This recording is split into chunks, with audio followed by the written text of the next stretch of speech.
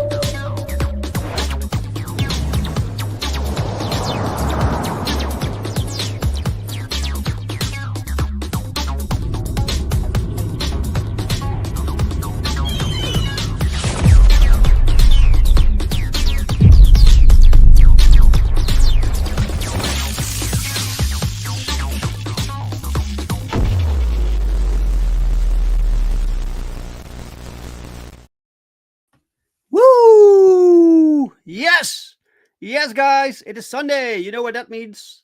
That means another episode of A Drink With Brink, where I talk with other indie creators about their hopes and their dreams and their lives, but also their books and their campaigns. Because, frankly, I'm kind of done with the mainstream. The mainstream is kind of boring, and indie is where the passion is, guys. I hope you're all having a fantastic weekend and a very cool Sunday. I'm always busy. I'm always working on stuff. We have campaigns going on, and we have entered the final hours of the Indiegogo campaign. So if you want to back, guys, go check that out. So let me start. For a change, let me start this little stream with a little peek at our campaign on Indiegogo, which is this one, the Perfect 10 Book 5 POWERTRIP Book 2 campaign. So 2 new books in one campaign, guys, to make it easier for everyone. And as you can see, we have 13 hours left to go. We hit the 8K milestone. So thank you all very much for making that happen. You guys rock. So if you like superhero books, this might be something worth checking out, because this is quality work, guys. This is like we have this entire superhero universe going on. It's drawn by Powell Rodriguez. This story of Perfect 10, and Powell also drew like the Justice League America and Wolverine. And now for some reason, he's working with me on this series. So we have cover A, cover B, and a lot of cool stuff, cool story, a lot of action. Very colorful. It's colored by Daniel Rodriguez, who worked with us on the previous 4 issues. This is issue 5. This is crazy, guys.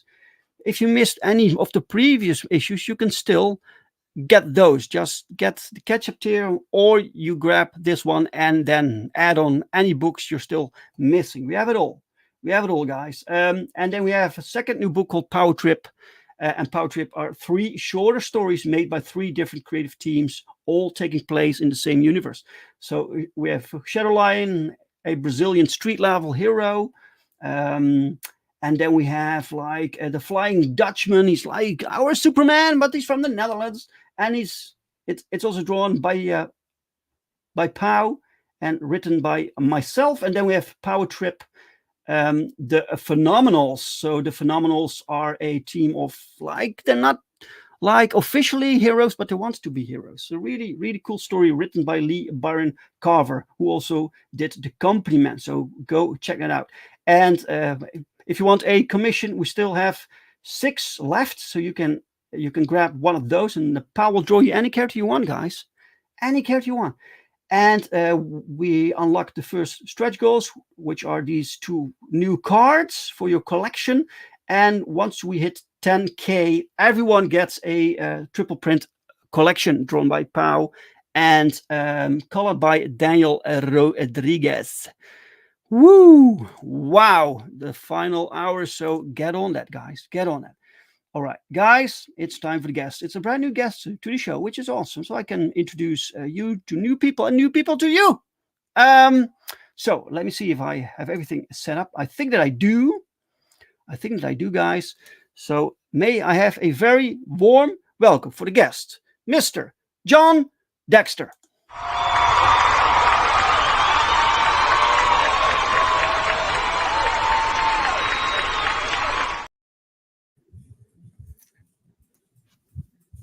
There he is.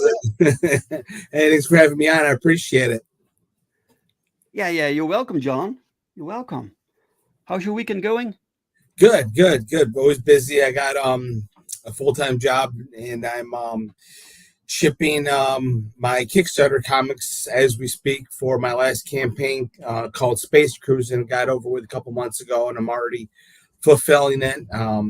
I try to make sure I fulfill my backers pretty quickly after the campaign, so they're not waiting for months and months at a time. Oh, that's good. So this means you're already far into production of this book that we're talking about today.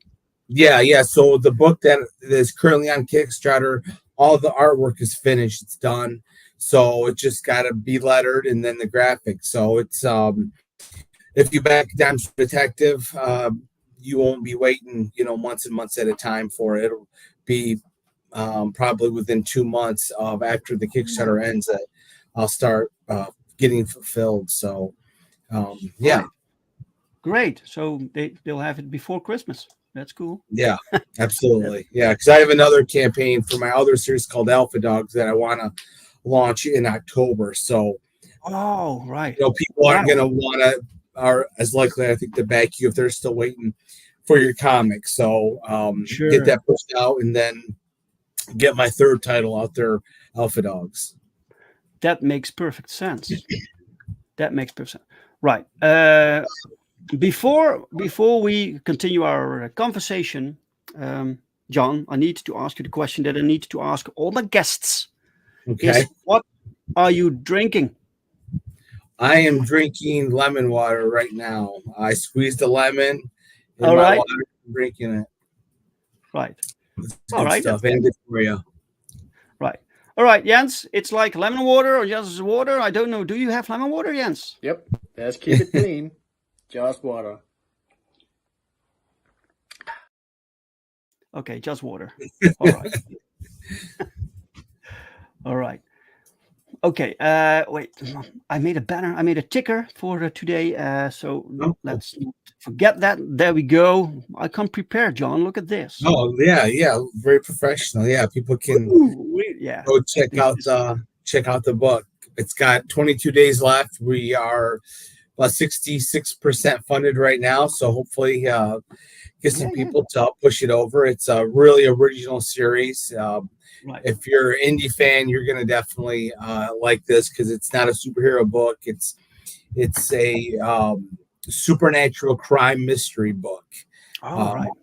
It takes place cover for issue 3, which you can get. It's beautiful. The artwork's amazing in it. Whenever we're in the present, we're in color. When the detective is after a serial killer, then whenever we flash back to when the detective is 8 years old, raised by moonshiners and broiled in this moonshine war, it's in black and white. So the series goes back and forth 40 years from the past to the present. The detective has to make this connection between the serial killer who has left his third victim over the burial grounds. The detective's father and uncle buried multiple bodies 40 years ago when they were at war with this fellow moonshine gang that was trying to push the family out of business. Moonshine gang. Yes, and at the center of the story is this evil entity that back in 1981, the detective's father and uncle were trying to find a new place to hide their still, and they were in the Appalachian Mountains. This place, the comic takes place in North Georgia, and they find this hidden cave in the Appalachian Mountains, and inside is this evil being that the Cherokee have trapped for hundreds and hundreds of years that the brothers inadvertently release, and all hell breaks loose.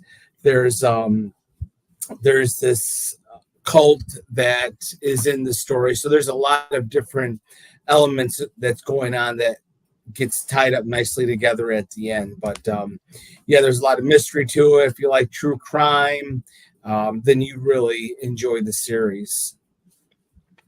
Okay. Wow. Well, we're done. You talked about your entire book in record time. I need to practice that also. Just get the story out there, Yeah, I'm used to pitching it, I guess. Yeah. You've been on a lot of channels, a lot of shows. Yeah, you've been doing this for a while, right? Doing campaigns. Yeah, I did my first Kickstarter in 2021, so I have not a long time, but I've been at it. This is my 10th campaign, so. Yeah, it says here 10 created. That is nuts, man. Holy shit. Yeah, quite a bit. So what got you to do that? What got you into creating your books? So I've been screenwriting for a number of years, but I was also a comic book fan. And the story I had called Alpha Dogs, it really fit with the comic book genre. My series Alpha Dogs, which you actually can get in this Kickstarter, is about this dog that has the ability to heal from any wound. He's smart enough to understand human speech and has a heightened strength. Him and his owner are on the run from mercenaries that are attempting to kidnap him to manipulate his powers. So it's another fun series that people have really been enjoying. That you can get, and actually was just announced yesterday. Source Point Press will be publishing through Simon & Schuster my Alpha Dogs graphic novel. So that's pretty exciting news that it's going to be published in stores, but people can get it through me right now because it goes out January 15th. But you can get it from me right now as part of this campaign, my Alpha Dogs. Okay, so, but you said something about that you were a screenwriter. Yeah. Is that true? So is that still something you do? Not really. I basically just have switched my focus just to comic books. That's kind of my passion now. So that's what I'm interested in doing. But you actually wrote like for movies, or what did you write for? I mean, nothing I wrote ever got produced, but I was kind of a struggling screenwriter. I had written a screenplay that had reached the semifinals 2 years in a row in the Academy Awards screenplay contest. So it got some exposure, and there was some talk of doing something with that, but like 99% of screenplays, it fell through. But that was the closest that I got to having something actually produced. Right. One sec. Let me copy the link to your campaign to the chat in Rumble, because we are live on Rumble also. Thank you, viewers there. Excellent. Yeah, if they like Stephen King's It, if they like True Detective or LA Confidential or the TV show Supernatural, they would definitely enjoy Dumpster Detective. So I would, implore them to go to the website, watch the trailers. The trailers are great, and people have really taken to it. It's every campaign I've gotten more and more backers. So, right. Do you think that in this you've been doing this for a while, right? Do you think it will also back projects for the creator, for the story behind the creator? Or is it purely mostly based on the product itself, on the book? I guess I'm not sure what you mean. Just in general, right? So you have now my experience with doing a campaign is you have to do the campaign trail. People want to see you. They want to get to know the creators, right?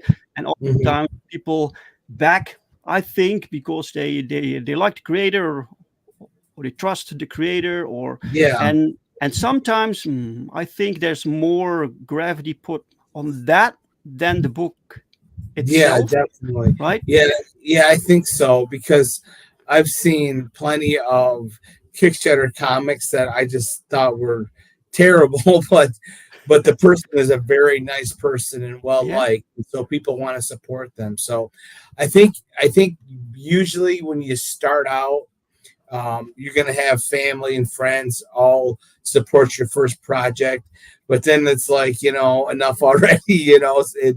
It's up to you to get your own backers, because that only lasts for a little while. Then they're like, okay, another one. So, sure. But yes, definitely there are, if people can make that connection with, on shows like this, or if they do live streams. I've know a lot of people that have got pretty far with subpar talent just because they're well liked. They seem, you're rooting for them, Right. Yeah. So is your family supportive of your hobby? No, not really. They were when my first one, a bunch of them backed in. The second one, a few more. Then after that, it was basically no more. It was I was on my own. So I do have some friends from work that back it, but because they like it, Sure. Yeah. And I think they like me too, but they do enjoy the book. So I've got a few people from work, but just a couple. The rest are all, I've got to connect and promote as much as I can to get the word out, which is tough. It's just me basically doing it. But it's what I signed up for. So right. And do you also visit conventions? Do you sell your stuff there? Yeah, absolutely. I stay around Michigan where I live mostly. I did go to Chicago Fan Expo. I just got back from there last week. And then I was at the Toledo one in Ohio, which I really loved.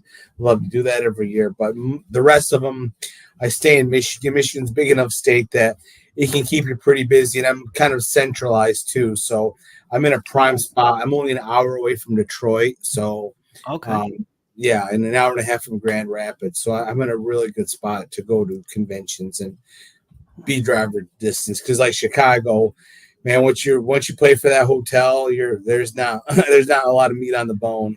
Yeah, I know. It's difficult. It's really difficult, but you will get your brand like more recognized when you go out there, right? Yeah. This is true. So do you mentioned like there was this one convention that you really like. So what is to you the difference between a good convention and a lesser convention? What is the magic? Well, ingredient? Chicago was very much centered on the celebrities, so not a lot of people were there. Even though there's a lot of people there, there wasn't a lot of them that were interested in buying comics. That wasn't the crowd that was there. It was into seeing the celebrities, getting autographs. So I like to go to big comic cons, but ones that aren't centered so much on celebrities, that are more about the comic book creators, and that's the ones that I do really well on. That have like the B movie stars, like the one in Chicago had Mark Hamill, who played Luke Skywalker, and Hayden Christian, and a bunch of other big name stars. So it's $400 to get an autograph from Mark Hamill. So and it's $50 to get in. So it doesn't leave a lot of meat on the bone. For people, man, Mark Hamill makes more with one autograph than I do with selling books in an entire weekend. I know. It's I know. It's tough out there, but it is what it is. So it is. So you've been doing this for 10 years, so you must be doing something right? Yeah, I guess so. What do you think are your biggest strengths, and what are your biggest challenges when you try to make? I think my biggest strength is I am good at telling original stories. I don't want to write something that you've seen 100 times. I believe in. I've been told this, that my books are unlike any book you're going to pick up on the shelf. So I think that is a strength of mine, and I'd say a weakness would be not doing a good enough job getting the edit down and going through, because I like to just go through it, but I will find mistakes, grammar mistakes, and I'm like, how did I do that? And so I trying to do a better job of just hiring somebody to do an edit to find those, because I have to correct quite a bit. Do you mean purely grammar, or do you mean story structure? Yeah. No, I think structure, right, but grammatically, that's something I'm really bad about finding. And then you want to hire someone, but you don't have much of a budget because it's all tied up in the comic. So I know. It's tough. Yeah, I do that also. I invest in a copy editor. Once you print a few books that have some mistakes in it, that's just awful. Yeah, it is. This is beautiful art, man. Look at this. This is really, it's beautiful covers. That's 73 Barracuda. That's kind of the femme fatale cover that harkens back to that hard-boiled, that noir story, which is Time Store Detective. So if you like the noirs, you'd really enjoy this series, not just the supernatural elements to it. Yeah, I'm admiring this cover here. It's a beautiful cover. Awesome. This perspective shot, this is really tricky. But Stone Tower, they're my artists out of Argentina, and they always knock it out of the park. Right. So this is a guest artist for the cover. It's not my normal artist that does the interior work. I have a team of people that do the cover art. Sometimes I'll switch out the third covers. Some different guy I'd never hired before did a great job. This person, I had never hired them for a cover before, but they work for Stone Tower Studio. And Stone Tower Studio, they do all the artwork, just different artists at times. Right. Cool. Right. Yeah.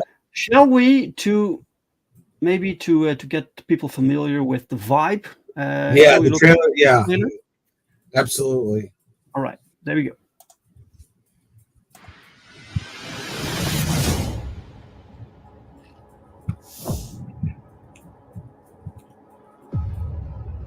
Stone Tower Studio.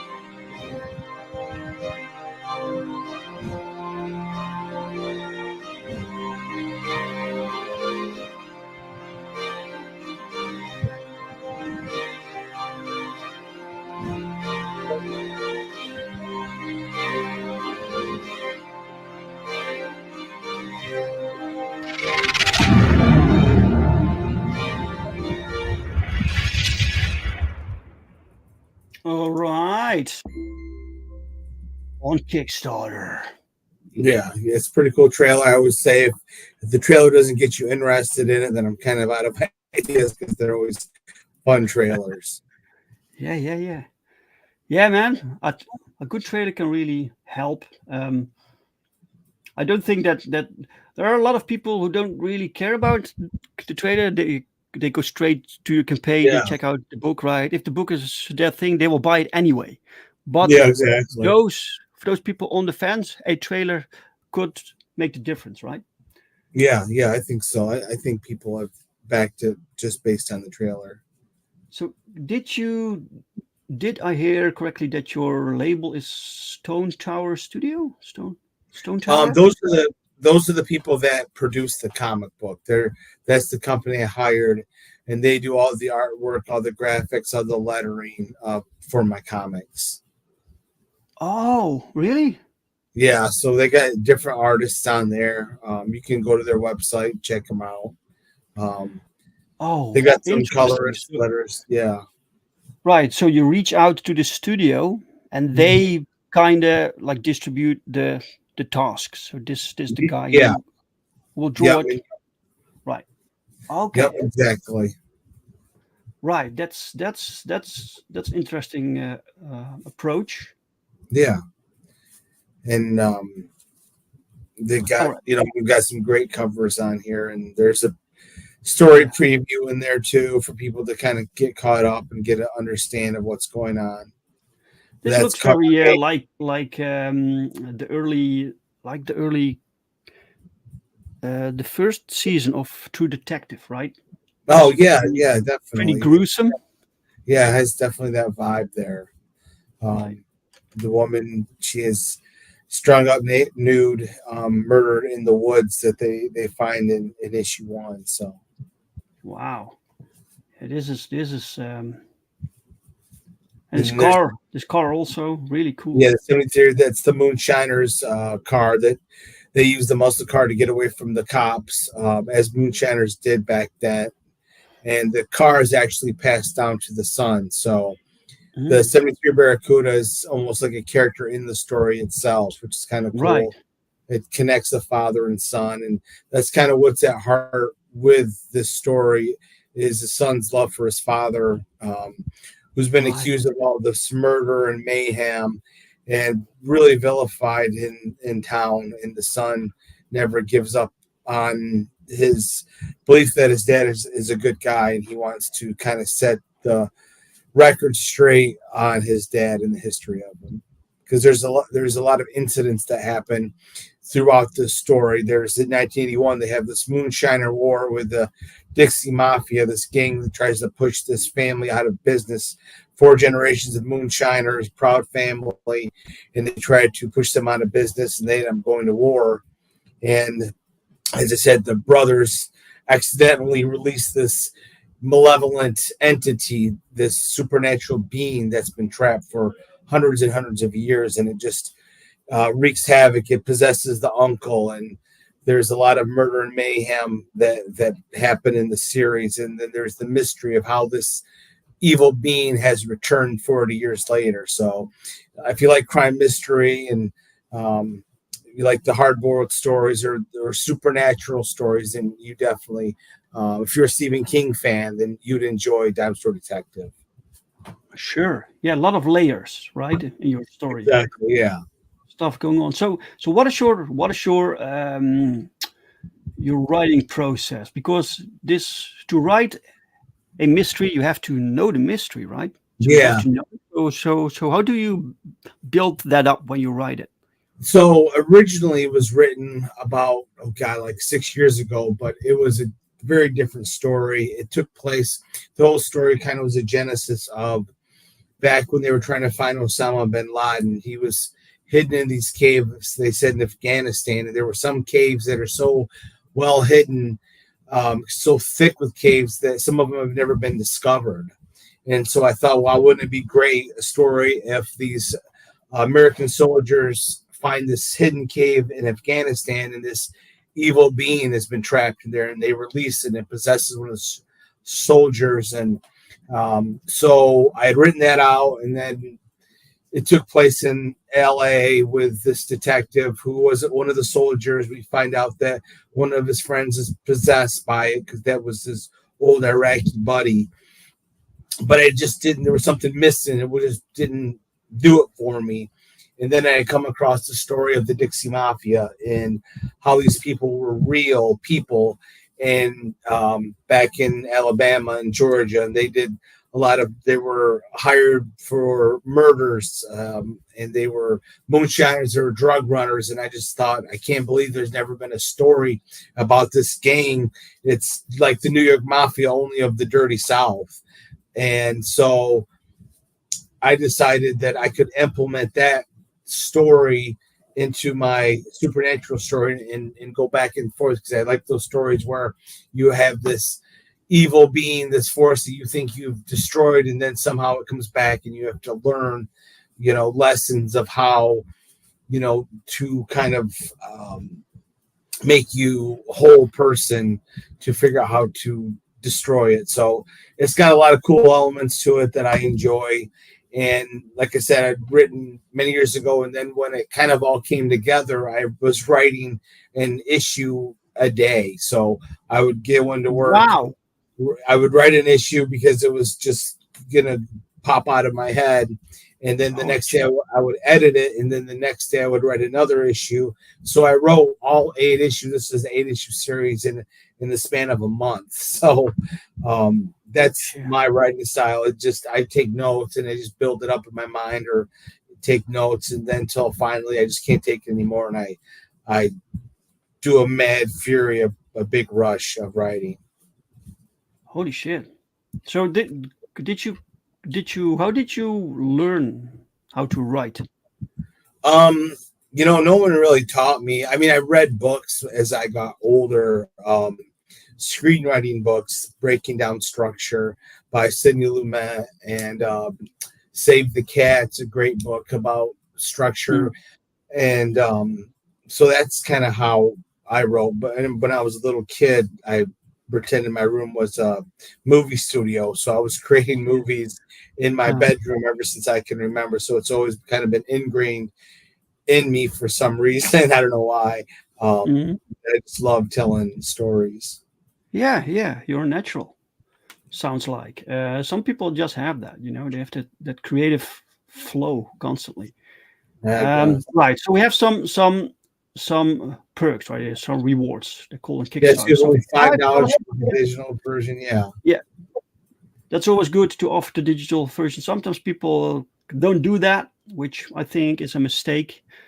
Give backers the option to.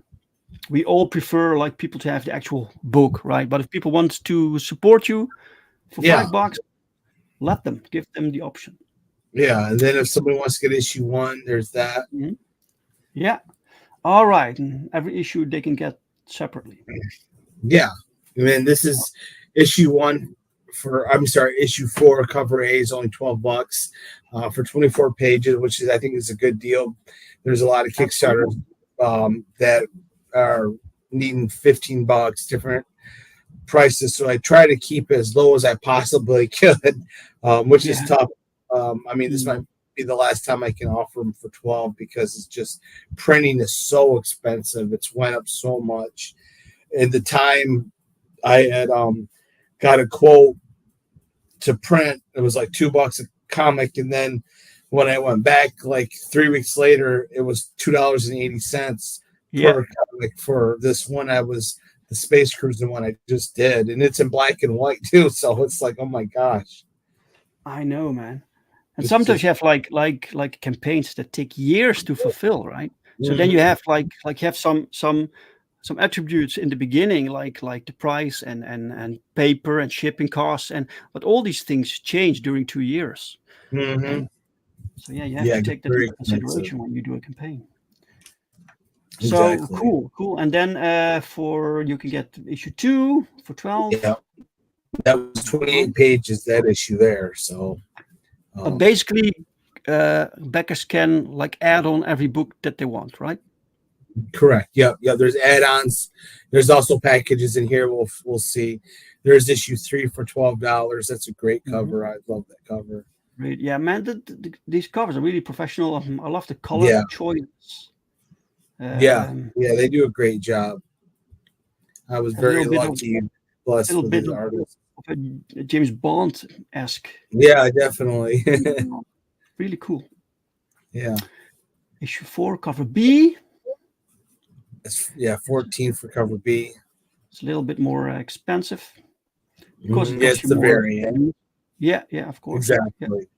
Yeah. Cool. And then cover C. That's right. Yeah. By the way, do you ship worldwide or not worldwide, but a lot of places? UK,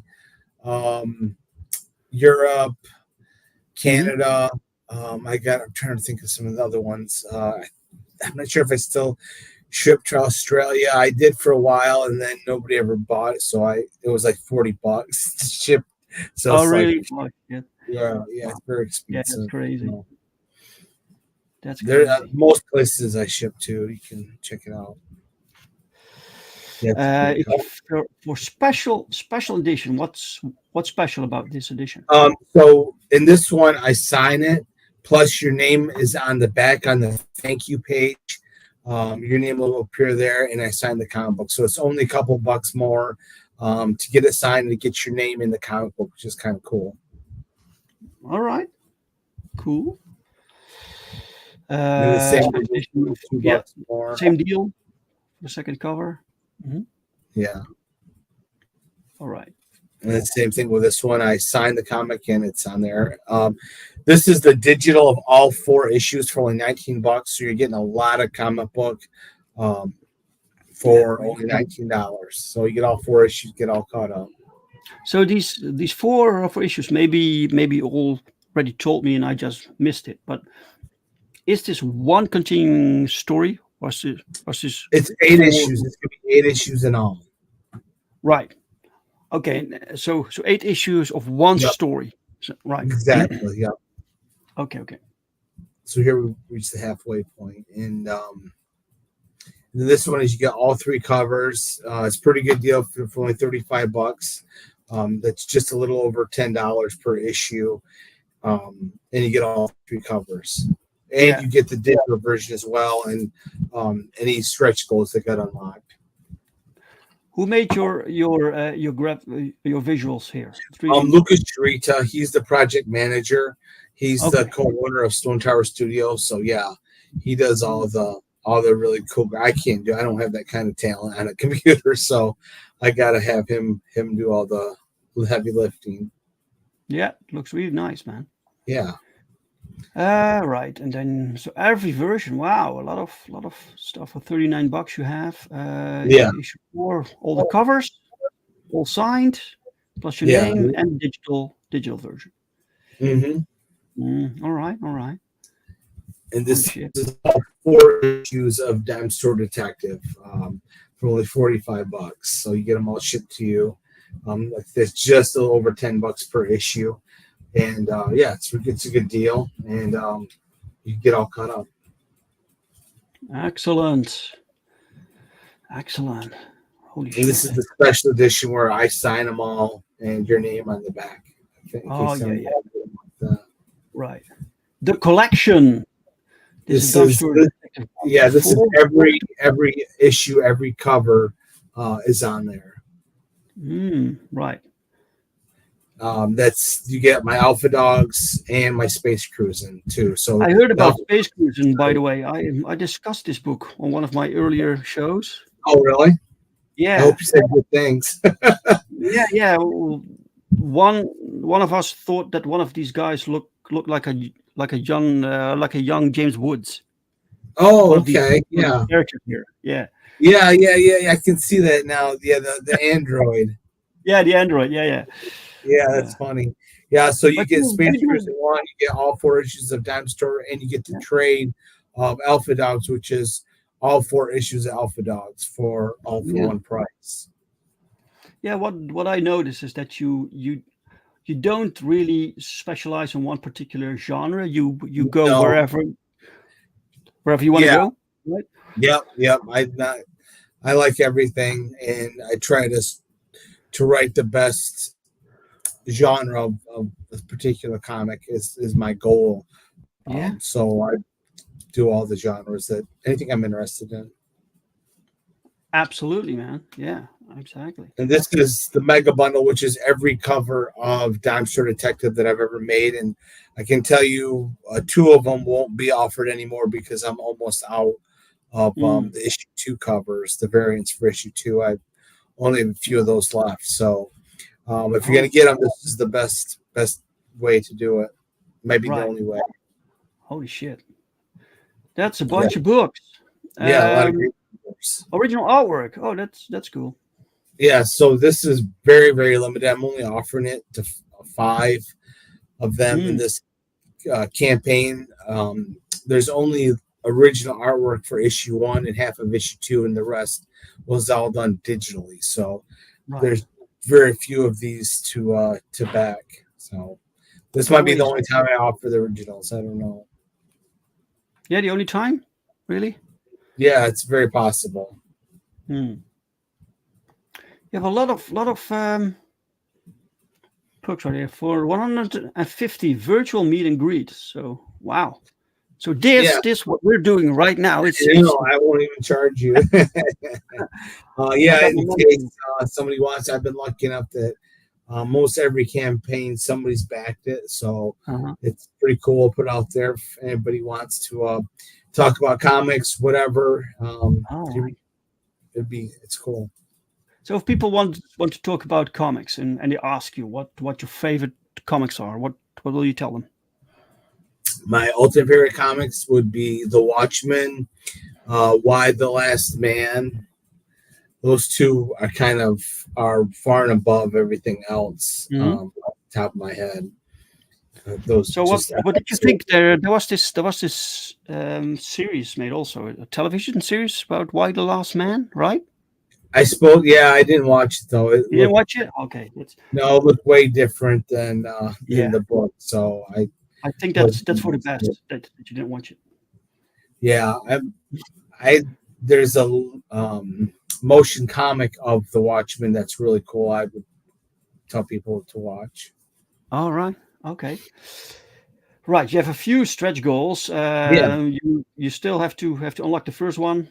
So higher quality paper stock. Okay. Yeah.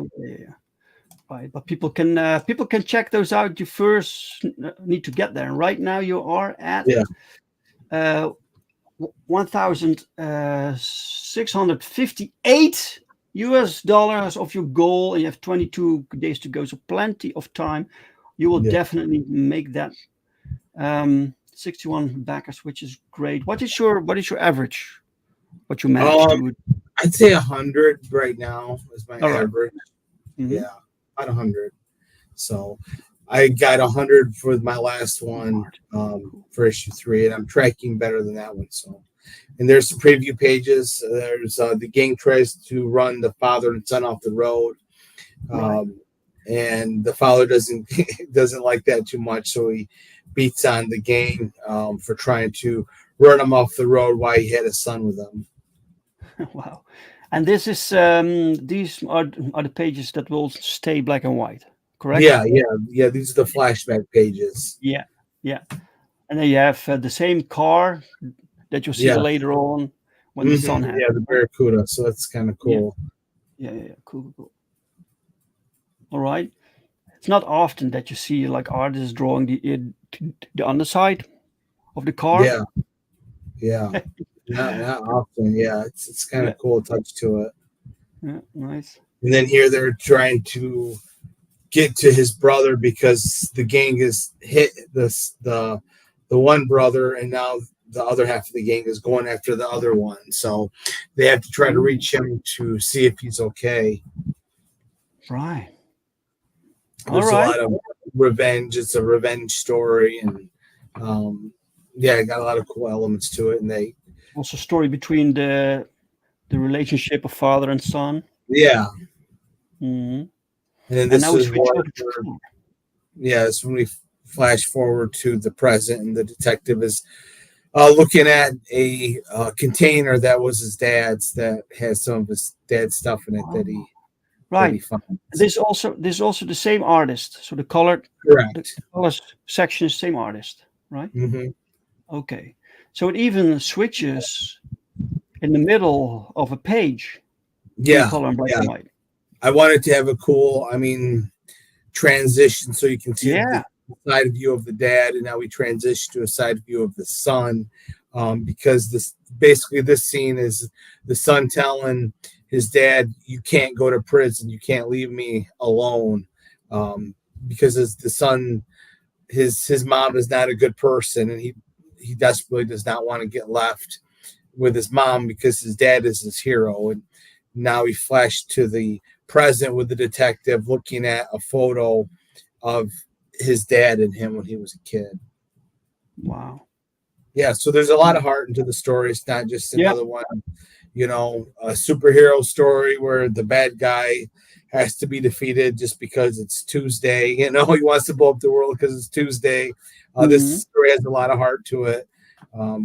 Like I said, here he's going through his dad's things, and that's a playing card, a Catholic playing card that has the Archangel Michael, and he puts the cross on because this isn't going to just be a fight against good and evil. It's a good against supernatural power, evil. So he puts on the cross, and here he's looking at a photo of him and his dad, and then the newspaper clipping of his dad being arrested for all these murders back in '81. Right. Who's this comic for? If you're a fan of Stephen King, King's It, LA Confidential, or True Detective. Hey, I mentioned True Detective. Yeah. You love the supernatural crime mystery.